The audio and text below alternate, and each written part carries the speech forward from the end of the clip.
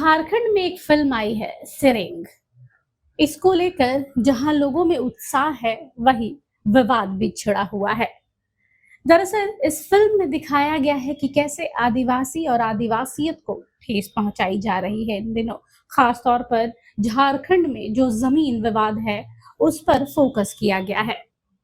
यह फिल्म एक मुस्लिम युवक और मुंडा आदिवासी युवती के प्रेम प्रसंग को जिस तरीके से ग्लैमराइज करके पेश कर रही है वह वर्तमान परिस्थिति में अत्यंत चिंताजनक है। एक ऐसे समय में जब झारखंड की डेमोग्राफिक यानी जनसांख्यिक में तेजी से बदलाव आ रहा है, आदिवासी जमीनों की अवैध लूट हुई है और भोले भाली झारखंड की युवतियों को, खासतौर पर जो आदिवासी समाज से आती हैं, उनका शोषण चरम पर है। ऐसी फिल्म का निर्माण घाव पर नमक छिड़कने जैसा बताया जा रहा है। कहा जा रहा है सीएनटी और एसपीटी एक्ट जैसे कानून आदिवासी जमीन की सुरक्षा के लिए बनाए गए थे, लेकिन आज ये कानून केवल कागजों तक सिमट के रह गए हैं। भूमाफिया, दलाल और बाहरी तत्वों की पैठ ने इन कानून की धज्जियां उड़ाकर रखी है।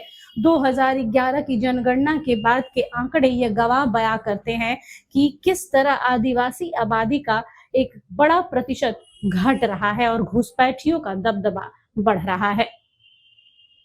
दरअसल झारखंड में सीएनटी अधिनियम 1908 के उल्लंघन और आदिवासियों की जमीन की अवैध खरीद बिक्री के मामले सामने आ रहे हैं, जिससे सीएनटी एक्ट की सुरक्षा पर अब सवाल खड़े होने लगे हैं। विशेष रूप से रांची और अन्य क्षेत्रों में सीएनटी एक्ट की तो मानो धज्जियां उड़ाने को बेकाबू हैं लोग। भूमाफिया द्वारा आदिवासियों की पुश्तैनी जमीन को गैर आदिवासियों को अवैध तरीके से हस्तांतरित करने या घर बनाने की शिकायतें लगातार सामने आ रही हैं, जिसके कारण कई परिवार अब बेघर होने के कगार पर हैं। सीएनटी अधिनियम की धारा 46 के तहत अनुसूचित जनजाति यानी एसटी के रैयत अपनी जमीन को गैर आदिवासी को नहीं बेच सकते हैं। बिना उपायुक्त की अनुमति के किया गया हस्तांतरण अवैध माना जाता है। यह धारा धोखाधड़ी किए गए हस्तांतरण को वापस करने का अधिकार देती है, लेकिन इसके बावजूद जमीन की लूट की जा रही है, यानी खुले तौर पर धारा 71A का उल्लंघन भी हो रहा है।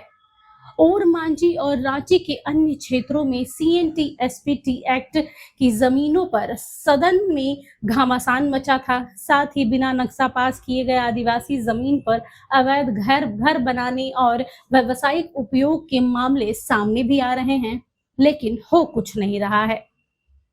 झारखंड हाई कोर्ट ने हाल ही में 1959 के एक आदिवासी भूमि हस्तांतरण को रद्द करते हुए इसे सामाजिक कानून का उल्लंघन भी माना। कानून के अनुसार यदि कोई गैर आदिवासी गलती से भी सीएनटी जमीन खरीदता है तो वह 50 से 100 साल के बाद भी उस जमीन का मालिक नहीं बन पाएगा। आलम यह है कि रांची के इर्द गिर्द कई ऐसी जमीनें हैं जो गैर आदिवासियों को या तो हस्तांतरित की गई है या फिर बेची गई है गलत दस्तावेज अवैध तरीके से। सेरेंग मूवी में भी यही दिखाया गया है कि कैसे आदिवासी लड़कियों को भोलेपन का उनका फायदा उठाया जा रहा है, उनसे शादी की जा रही है और फिर उनकी जमीनों पर कब्जा किया जा रहा है।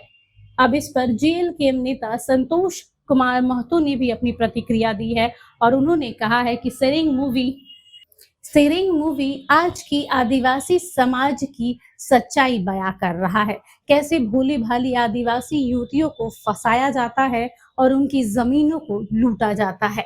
अब वक्त आ गया है कि इस पर लगाम लगाया जाए। Bureau report, HNN news.